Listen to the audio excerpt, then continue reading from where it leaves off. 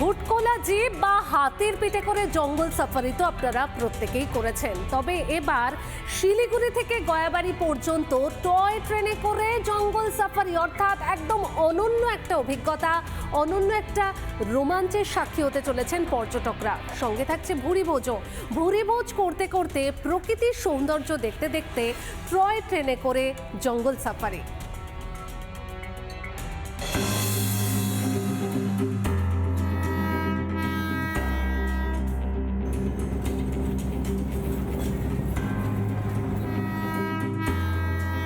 মহানন্দা অভয়ারণ্য ঘেঁষে এবার চলবে টয় ট্রেন।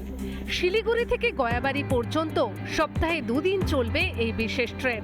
প্রায় 6 বছর পর পিপিপি মডেলে ফের চালু টয় ট্রেন জঙ্গল সাফারি। स्थित लोकल टूरिज्म को और बढ़ावा देना है।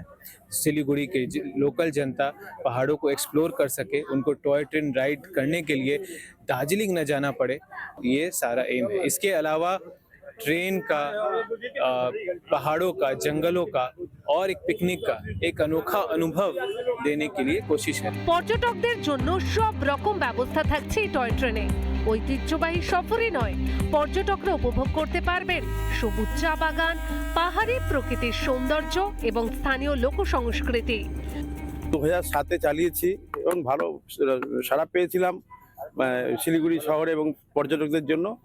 আবার চালু করলাম, আজকে থেকে যাত্রা শুরু করলাম। আজকে থেকে এর মধ্যে ট্রেন হস্টেজ আছে, আমরা ব্রেকফাস্ট দিচ্ছি সকালবেলা, বেরোনোর সময় ব্রেকফাস্ট দিচ্ছি ডিউরিং দ্য জার্নি। ওখানে গিয়ে lunch, veg non veg lunch আছে। পাহাড় ভ্রমণে এবার বাড়তি স্বাদ যোগাতে চলেছে টয় ট্রেনে জঙ্গল সাফারি। রণজিৎ বোসের রিপোর্ট, রিপাবলিক বাংলা। নানা ধরনের কন্টেন্ট দেখার জন্য লাইক করুন, শেয়ার করুন আমাদের ফেসবুক পেজ, সাবস্ক্রাইব করুন আমাদের ইউটিউব চ্যানেল। পাশাপাশি অন্যান্য ব্রেকিং নিউজের জন্য অবশ্যই চোখ রাখুন রিপাবলিক বাংলায়।